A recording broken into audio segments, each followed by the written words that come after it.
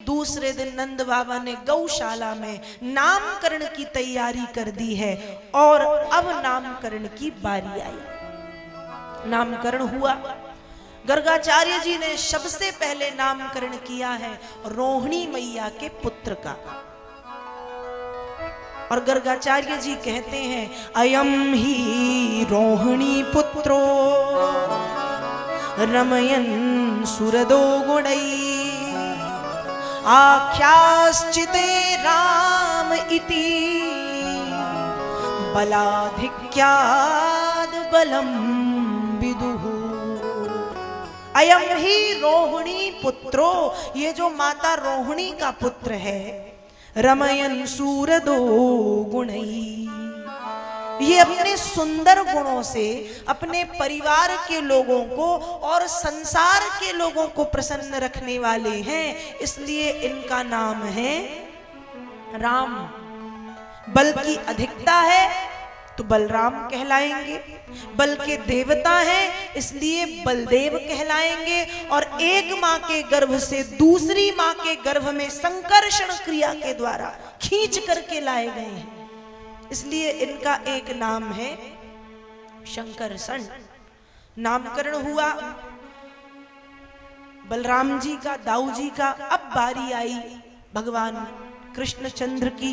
गर्गाचार्य जी कहते हैं आसन वर्णास्त्रयोरस्य ग्रैह दोनों युगम तनु सुकुलो रक्तस्तथा पीत इदानीं कृष्णतां गतः। हे नंद बाबा, ये जो आपका और यशोदा मैया का लाला है, यह हर युग में अवतार लेता है। और अवतार तो लेता ही है, रंग भी बदलता है। रंग कैसे? कहा सतयुग में ये सफेद रंग का था, शुक्लो श्वेत। द्वापर युग में, त्रेता युग में रक्तस, ये लाल रंग का था। किसी एक युग में पीत, ये पीले रंग का था। पांडुरंग विठ्ठल बन के आया। और अभी इसका रंग काला और नीला है, इसलिए इसका नाम है कृष्ण। क्या नाम है? कृष्ण। मन को मोह लेगा, मनमोहन कहलाएगा। वृंदावन में विहार करेगा सो वृंदावन बिहारी कहलाएगा। किसी पर्वत को अपनी सबसे छोटी उंगली कनिष्ठिका पर धारण करने के कारण गिरिवरधारी कहलाएगा। रास नृत्य का प्रेमी होगा तो रास बिहारी कहलाएगा। और तरण तारण करेगा, तारणहार कहलाएगा। इंद्रियों को बस में रखेगा, गोविंद कहलाएगा। गौओं का पालन पोषण करेगा, गोपाल कहलाएगा। और हे नंद बाबा, तुम्हारा लल्ला चोरी भी करेगा। अब नंद बाबा कहते हैं बताओ, बड़ी मुश्किल से वृद्धावस्था में एक पुत्र हुआ और वो भी चोर निकल गया। नंद बाबा चिंता में डूब गए। गर्गाचार्य जी बोले बाबा चिंता ना करो, तुम्हारा लाला चोरी तो करेगा लेकिन धन संपत्ति की नहीं। नंद बाबा बोले तो कैसी चोरी? कहा माखन का प्रेमी होगा इसलिए माखन की चोरी करेगा। और इसका एक नाम है माखन चोर।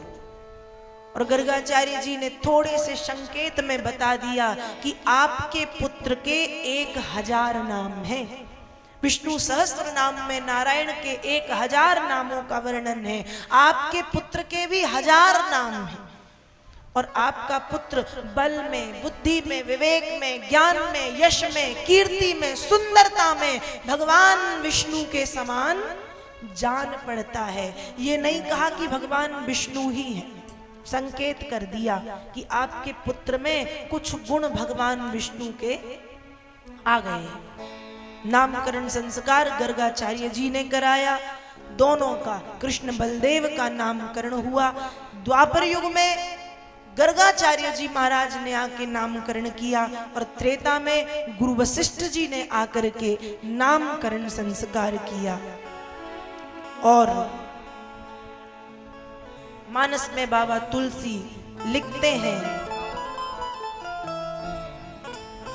नामकरण कर अवसर जान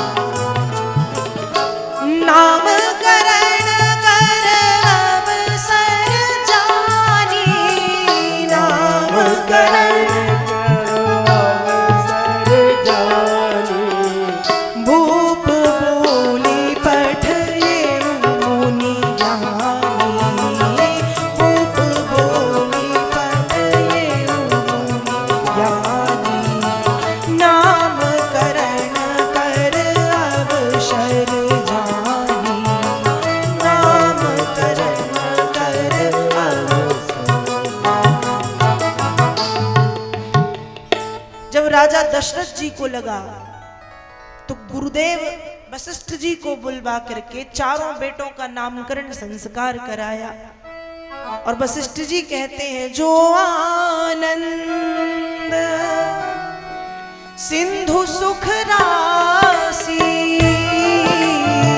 सी करते त्रैलोक सुपासी, राम सिया राम जय जय राम, राम सिया राम जय जय राम।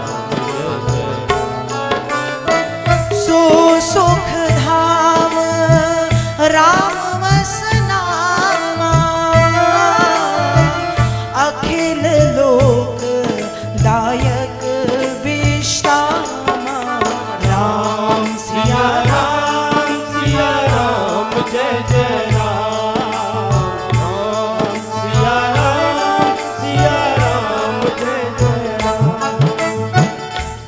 राम जी का नामकरण संस्कार किया कि हे महाराज दशरथ, ये जो आपके बड़े पुत्र हैं ये आनंद के धाम हैं, आनंद के समुद्र हैं, सिंधु हैं, जल निधि हैं, आनंद के भंडार, आनंद का खजाना है, इसलिए इनका नाम है राम।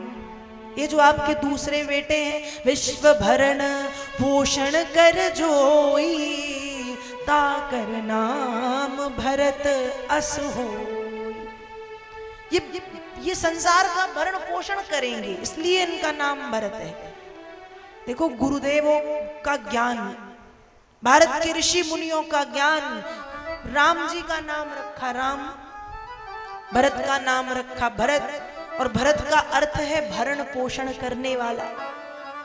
भरण पोषण कौन करता है? कौन करता है? प्रजा का भरण और पालन पोषण कौन करता है? राजा करता है। प्रजा का भरण पोषण करने वाला कौन? राजा। वशिष्ठ जी जानते थे कि राजा बनना है भरत को। किसे बनना है? भरत को। राम राजा बनने नहीं आए। यदि राम राजा बन गए तो राम केवल अयोध्या के लोगों को सुख दे पाएंगे। राम तो संसार को सुख देने आए हैं, और संसार को सुख देने के लिए राम को अयोध्या से जाना होगा, और भरत बनेंगे राजा। ये था ज्ञान ऋषियों का।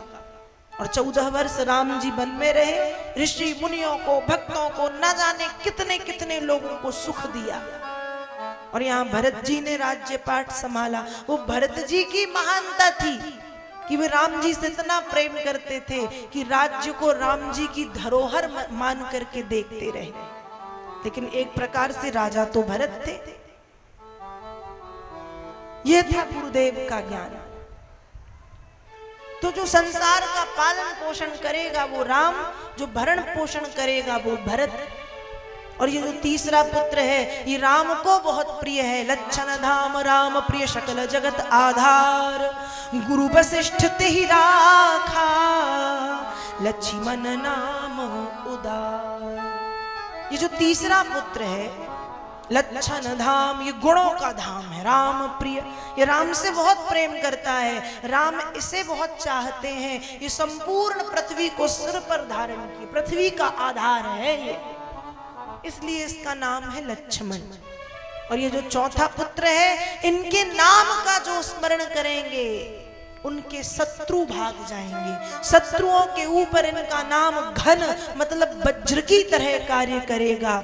जाके सुमिरन तेरे पुनासा, नाम शत्रुघ्न वेद प्रकाशा, धरे नाम गुरु हृदय विचारी, वेद तत्व नृप तब सुतचारी।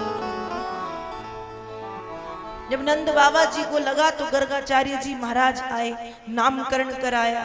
त्रेता में राजा दशरथ जी को लगा तो गुरु वशिष्ठ जी ने आकर के नामकरण संस्कार कराया। कहने का मतलब है कि 16 संस्कारों में प्रमुख है नामकरण संस्कार। तो जब हमारे घर में बालक और बालिकाओं का जन्म हो तो हमें भी बड़े सोच समझ करके अपने बालक बालिकाओं का नामकरण संस्कार करना चाहिए या गुरुजनों के द्वारा कराना चाहिए। तो अब एक बार जय श्री कृष्ण तो बोलना ही पड़ेगा। बोलिए श्री वृंदावन बिहारी लाल की जय।